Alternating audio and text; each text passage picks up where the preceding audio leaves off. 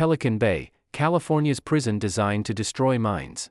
There are places built to punish the body. And then there are places built to break the mind. On California's far northern edge, near the Oregon border, stands a prison so isolated that the nearest town feels like another world. Inside its thick concrete walls is a unit designed not for rehabilitation, not even for control, but for silence. For decades, men inside this facility have lived in windowless cells the size of a parking space. No phone calls. No group meals. No physical contact. Sometimes for years. Sometimes for decades. This is Pelican Bay. And what happened inside its security housing unit would ignite one of the largest prison hunger strikes in American history. But before we reach that moment, we need to understand how a prison became a laboratory for isolation. Because what happens here is far worse than most people imagine. Pelican Bay State Prison opened in 1989, during a period of fear and political pressure. California was in the grip of gang violence, crack cocaine epidemics, and rising incarceration rates. Lawmakers promised a new kind of prison, one capable of housing the worst of the worst. The result was the Security Housing Unit, known simply as the SHU. Unlike traditional maximum security prisons, the SHU wasn't built around large cell blocks or communal yards. It was designed with modular pods, each holding individual concrete cells arranged around a central control booth. Movement was automated. Doors slid open electronically. Officers monitored everything from secure stations behind thick glass. It was efficient. It was controlled. And it was almost completely silent. But silence, as many would discover, can become its own form of violence. A typical SHU cell measures roughly 8 by 10 feet. Inside, a poured concrete bed. A thin mattress. A stainless steel sink and toilet combination. A small shelf. No bars, just a solid steel door with a narrow slot for meals and handcuffs. There are no windows to the outside world. Some cells have a small frosted skylight, but most offer no view beyond concrete walls. Inmates spend between 22 and 23 hours a day inside this space. Alone. Exercise happens in what prisoners call dog runs, small, concrete enclosures with open grates above, allowing a slice of sky but no meaningful horizon. No equipment. No interaction. Sometimes not even conversation if neighboring cells are empty. The official justification for this isolation was security. The SHU was intended for validated gang members, those accused of orchestrating violence behind bars. But here is where the story grows complicated. Because many of the men sent to the SHU were not placed there for committing acts of violence inside the prison. They were placed there because officials believed they were affiliated with gangs. And in Pelican Bay, suspicion could be enough. In the 1990s and early 2000s, California's Department of Corrections used a process called gang validation.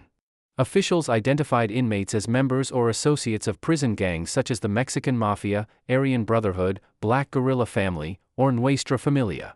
Validation didn't require a criminal conviction inside prison. It required evidence, often 3 independent sources. That evidence could include possession of certain artwork, a book, a tattoo, even a name found on a confidential informant's statement. Once validated, an inmate could be sent to the SHU indefinitely. Not for a fixed term. Indefinitely. Release from the SHU typically required debriefing, a process in which inmates provided information about gang activity. For many, this meant informing on others. Inside prison culture, that act carried a label, snitch. And being labeled a snitch inside general population can be a death sentence. So men faced a choice. Remain in isolation for years, or provide information that could put them at risk if returned to the main line. For some, that isolation stretched beyond a decade. For others, beyond 20 years. What does 20 years of near solitary confinement do to a human mind? We'll come back to that. Because first, we need to understand daily life inside the SHU. A day inside Pelican Bay's SHU begins with noise. Metal doors clang. Keys jingle. The hum of fluorescent lights never stops. Breakfast arrives through the food port, typically a tray slid through a narrow slot. No eye contact required. No conversation necessary. After meals, inmates might read, write letters, or pace the length of their cell, 8 steps forward, 8 steps back. Some do push-ups. Others stare at walls. Television was not originally allowed in SHU cells. Radios sometimes were, depending on policy changes over time. Books could be requested, but access was limited. Human contact is minimal. Communication between inmates happens through walls, tapping in coded rhythms. Shouting through vents. Passing messages during legal visits. Over time, routines become rituals. Men memorize cracks in the concrete.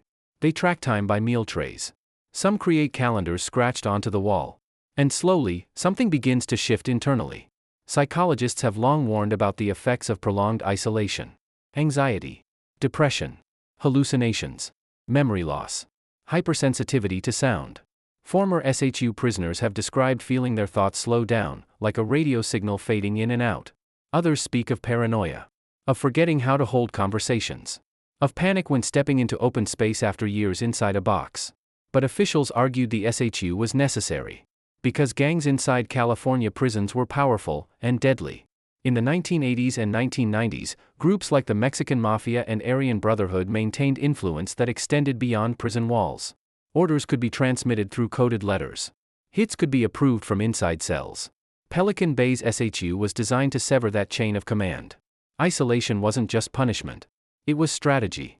But critics argued that isolating suspected gang members together allowed them to communicate through walls, strengthening bonds rather than breaking them.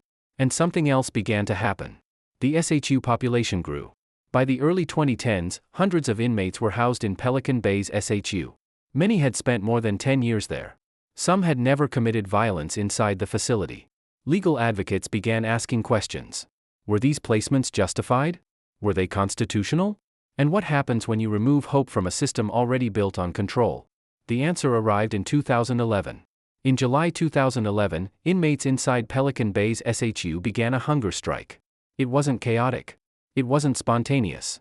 It was coordinated.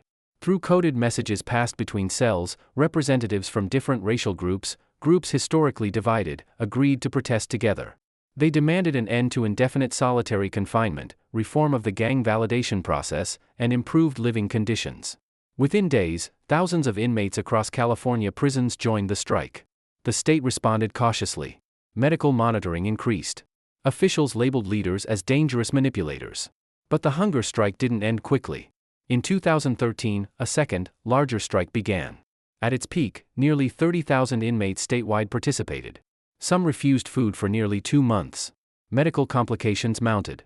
Families protested outside prison gates. Lawmakers faced growing pressure. The question could no longer be ignored.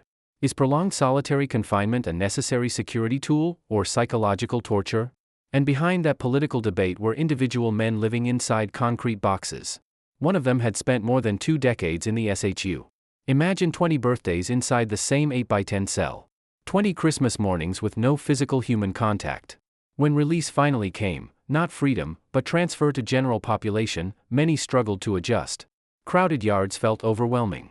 Normal conversation felt foreign. Isolation had reshaped them. But something else was changing. Legal challenges moved forward. In 2015, a federal lawsuit known as AshkerVCalifornia of California resulted in a landmark settlement. The state agreed to significantly limit indefinite SHU terms based solely on gang validation. Thousands of inmates were reviewed for transfer. The era of automatic, endless solitary confinement at Pelican Bay began to shift. Yet the building remains. The cells remain. And the debate remains. Was Pelican Bay's SHU a necessary response to violent prison gangs? Or did it become an experiment in sensory deprivation that crossed ethical lines? There is one more layer to this story. Because isolation doesn't only affect inmates. It affects the officers too. Correctional officers assigned to the SHU describe a different kind of stress. Long shifts in a quiet, high-alert environment. Constant vigilance for coded communication. Managing inmates who may not have spoken to another person face-to-face in years. The atmosphere can be tense but eerily calm. There are no bustling yards. No loud cafeteria lines. Just rows of sealed doors. Some officers believed strongly in the mission, to contain the most dangerous leaders. Others questioned whether indefinite isolation truly reduced violence or simply relocated it. And as reforms took effect after 2015, the SHU population declined dramatically. Cells once filled for decades began to empty. But the architecture, the design meant to minimize human contact, still stands as a reminder of a particular era in American corrections. Today, Pelican Bay continues operating as a maximum security prison. Solitary confinement still exists, but under tighter limits and review processes. The hunger strikes changed policy. They did not erase history. So the final question lingers. What does justice look like inside concrete walls? Is it measured by safety statistics? By reduced gang influence? By mental health outcomes? Or by something harder to quantify, human dignity? Pelican Bay was built to control. It may have controlled more than intended. Because when you place a human being in silence for years, you don't just remove them from society. You reshape them. And eventually, they return. The doors at Pelican Bay still close with the same metallic echo they did in 1989. The difference now is that the world is listening more closely to what happens when they shut.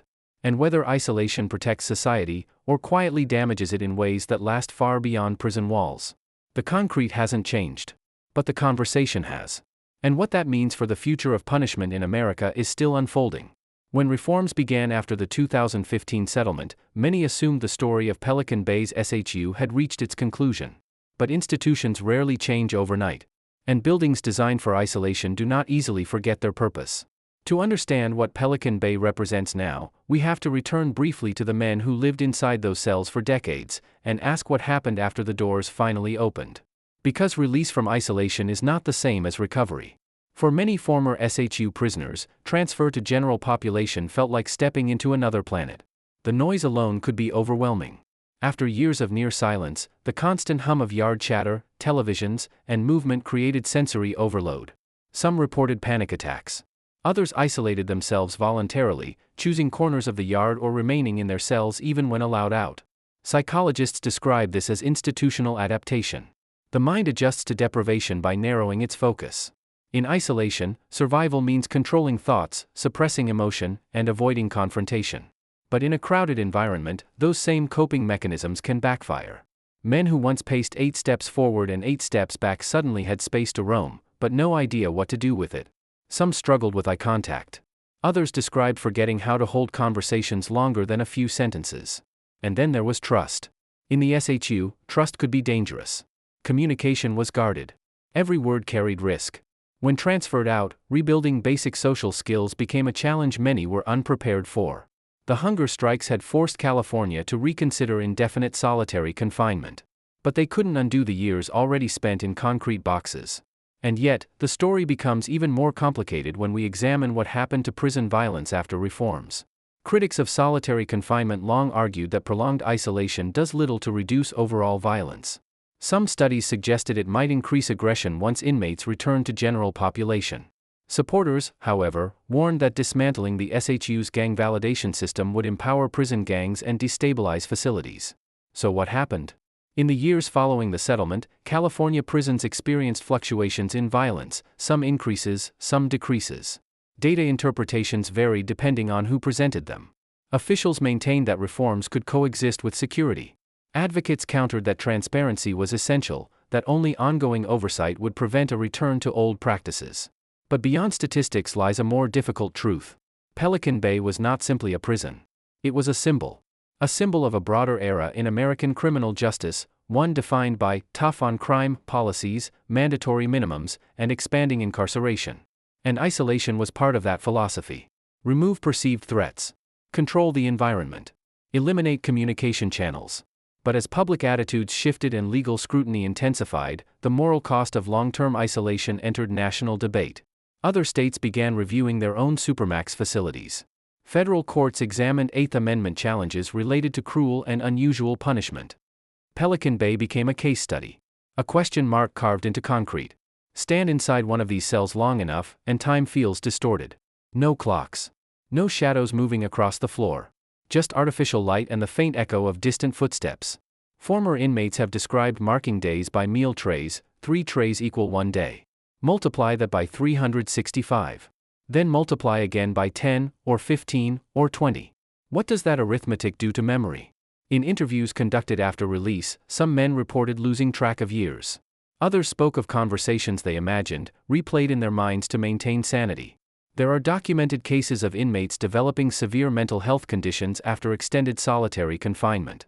While not all SHU prisoners experienced extreme psychological breakdowns, the risk was well documented in academic literature. And that risk raises a fundamental question. If punishment includes the possibility of permanent psychological harm, where is the line between discipline and damage? The men who led the hunger strikes argued that indefinite solitary crossed that line. State officials insisted it was necessary to prevent organized violence. Both perspectives emerged from real experiences. And that tension remains unresolved. The 2011 and 2013 hunger strikes were remarkable for another reason. They brought together inmates from rival racial groups historically separated by violence inside California prisons.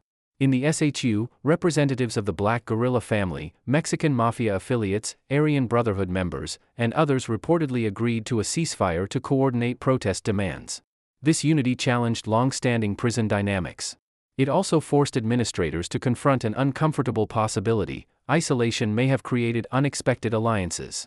By placing validated gang members in proximity, albeit separated by walls, the SHU may have facilitated communication networks rather than dismantled them. Officials disputed this interpretation, emphasizing strict monitoring and enforcement. But the hunger strikes demonstrated organization on a scale few anticipated. What happens when the system designed to suppress influence inadvertently amplifies it? That question echoes beyond Pelican Bay. Families of SHU inmates played a critical role during the hunger strikes. They organized rallies, contacted legislators, and shared stories of loved ones who had spent years in isolation. For many families, communication had been limited to letters and occasional non-contact visits through thick glass. They described sons and brothers who sounded different over time, more withdrawn, less expressive. The outside world began paying attention. Media coverage increased. Lawmakers requested briefings. Human rights organizations weighed in. And Pelican Bay, once remote and rarely discussed, became national news. Yet even as reforms took hold, not every problem vanished.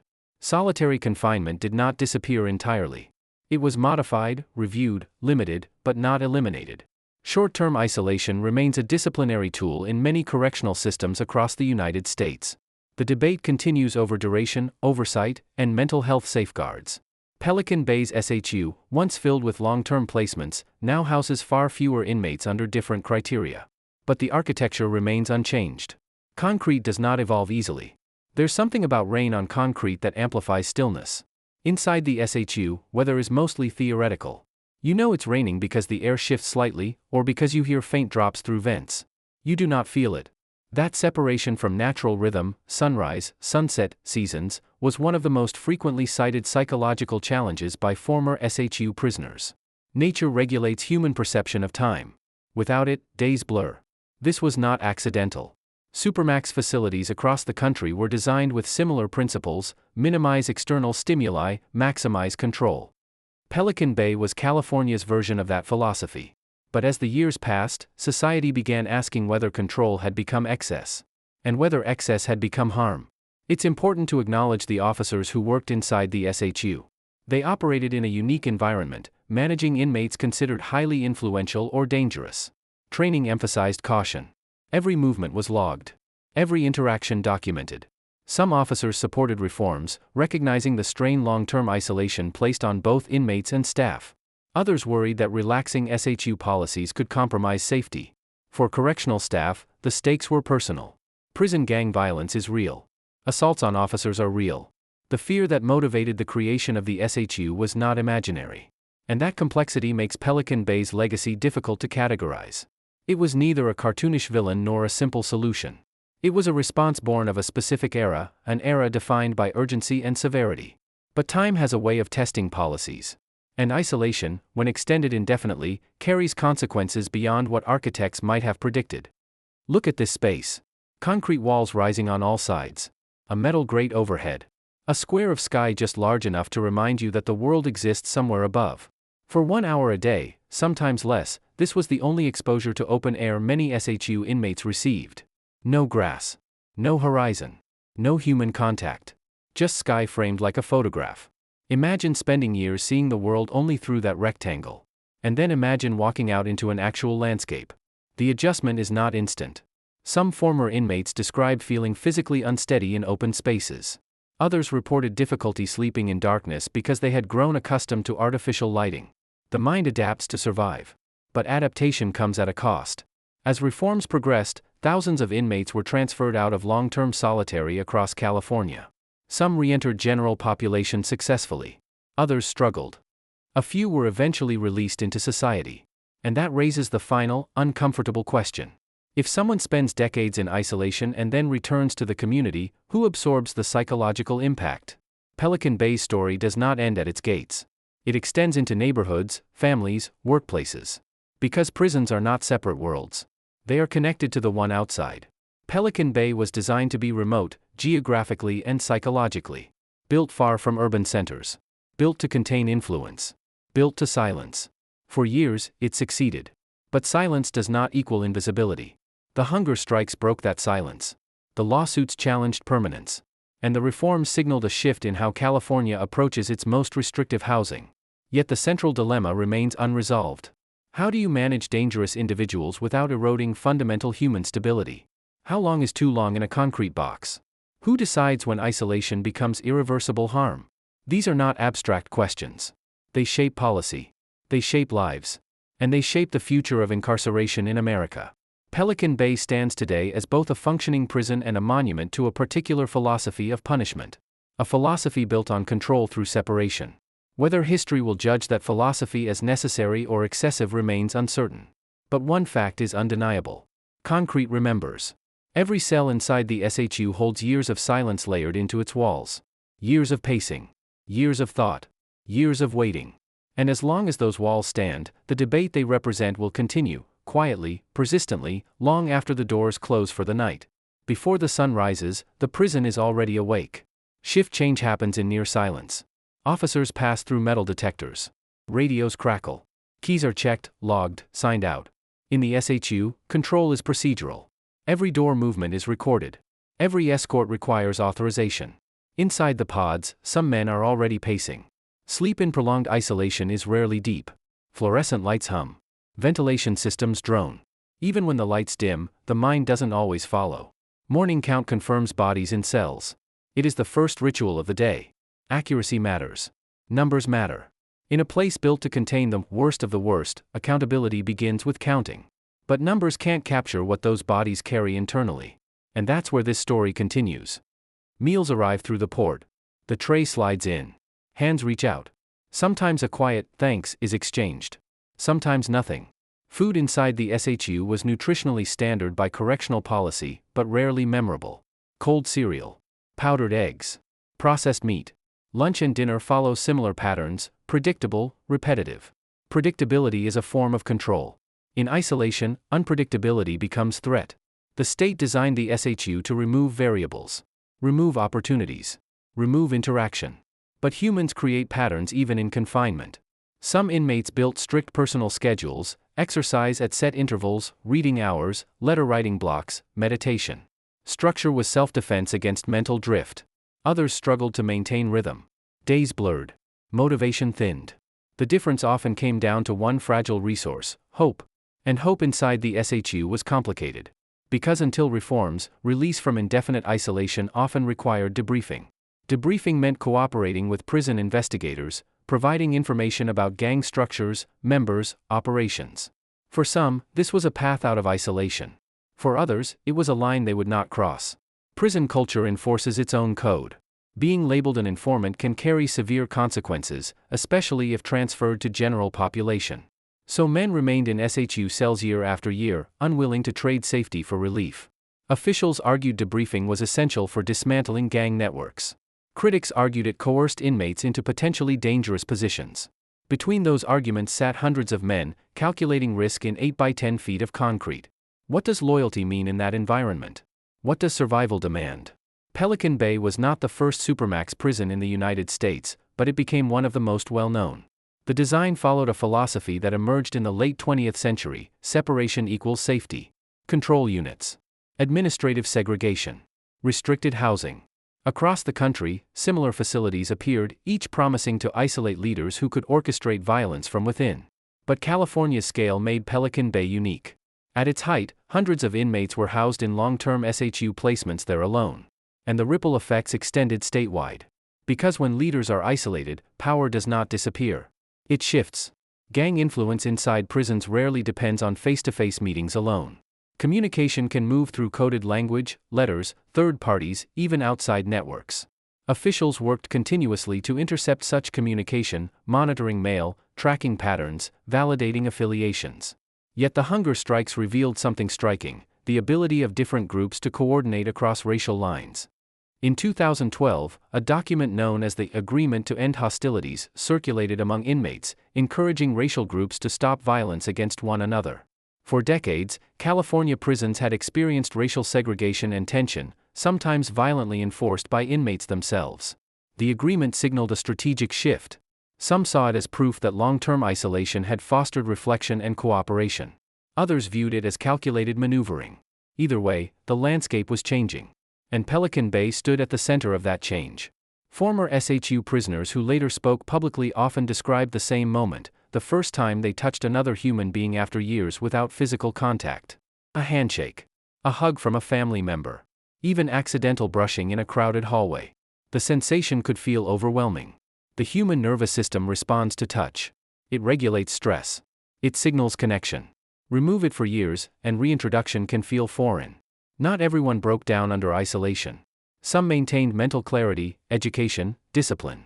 But others experienced profound difficulty re-entering social environments.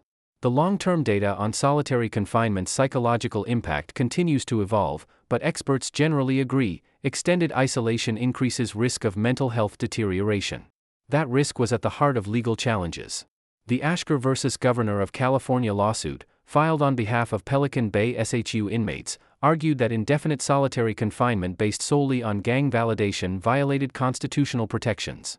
The 2015 settlement did not declare solitary confinement unconstitutional outright. But it fundamentally altered California's approach. Indefinite SHU placements based purely on gang affiliation were curtailed. A new system, known as the step-down program, introduced structured phases allowing inmates to transition out of isolation without mandatory debriefing. Review processes became more formalized. Oversight increased. For some, it was a long overdue correction. For others, it was a calculated compromise. But the era of automatic, permanent SHU confinement had ended. At least officially. Even with reforms, solitary confinement remains part of correctional systems nationwide. The debate did not disappear, it matured. Questions shifted from whether isolation should exist at all to how long it should last, under what conditions, and with what safeguards. Short-term segregation for disciplinary reasons continues in many facilities. But Pelican Bay's history serves as a warning about duration. Days in isolation feel different than months. Months feel different than years. Years begin to reshape identity. And identity inside prison is already fragile. Time in the SHU was often measured in marks. Some inmates scratched calendars into walls. Others kept meticulous logs in notebooks. There are accounts of men who memorized entire books, recited passages aloud to keep their minds active. Education programs were limited, but correspondence courses sometimes reached SHU cells. Reading became escape. Writing became therapy. Silence became companion and adversary. In that silence, introspection can deepen. So can despair. What separates those outcomes? Environment? Personality? Support from outside? Or simply endurance? Pelican Bay offered no simple answers. As darkness falls, the prison does not sleep. Lights remain. Counts continue. Some inmates lie awake replaying memories. Others attempt meditation. Some battle intrusive thoughts amplified by isolation. For correctional staff, night shifts carry their own strain, heightened alertness in a setting that appears calm but can shift quickly. An argument shouted through vents. A self-harm attempt. A medical emergency. The stillness is deceptive. And that tension, between calm and volatility, defined much of Pelican Bay's SHU existence. It was built to prevent violence. But preventing violence through deprivation introduces another kind of risk. And that risk is less visible. Prisons often feel disconnected from society. But policies developed inside them reflect broader social attitudes. Pelican Bay emerged during a period when incarceration rates were rising dramatically across the United States. Tough sentencing laws expanded prison populations. Supermax facilities promised solutions to internal control problems. But as incarceration rates plateaued and began to decline in some regions, scrutiny increased. Mass incarceration, once politically popular, became controversial. Solitary confinement, once considered necessary, became contested. Pelican Bay's story intersects with that larger shift. It forces us to confront uncomfortable truths about fear-driven policy. About unintended consequences. About the line between discipline and damage. Morning returns. The cycle repeats. But the conversation around Pelican Bay no longer exists only inside its walls. It has moved into courtrooms, legislatures, academic journals. It has entered public consciousness. The prison still stands. The SHU still exists in modified form. But indefinite, decades-long isolation based solely on suspected affiliation is no longer standard practice in California. That change did not come quietly. It came through hunger strikes, lawsuits, negotiations. It came through men willing to risk their health to challenge a system they believed had gone too far. Whether history ultimately views Pelican Bay as necessary defense or moral overreach will depend on future evidence, future outcomes. But one reality remains. Isolation leaves marks that concrete cannot display. They exist in memory, in neural pathways altered by silence, in relationships strained by distance, and in the ongoing debate about how a society chooses to punish. Pelican Bay was designed to destroy communication. Instead, it sparked one of the most significant prison reform conversations in modern American history. And the echo of that conversation continues, quiet, persistent, long after the doors close each night. The question is no longer whether isolation works. The question is what it costs. And whether that cost is one we are willing to pay again. Pelican Bay was built to contain the most dangerous men in California. But over time, it forced a larger question: what happens when a system designed for control begins to test the limits of the human mind? Inside those concrete cells, silence became a tool. Isolation became policy. And for decades, men measured their lives in meal trays and tally marks carved into walls. Some call it necessary security. Others call it psychological damage. The truth likely lives somewhere in between. What remains undeniable is this: when a society locks someone away in near total isolation for years, the consequences do not stay behind bars. They follow the person. They follow the policy. And they follow the future of incarceration itself. The doors at Pelican Bay still close with the same metallic echo. The only question is whether we've learned what that echo really means.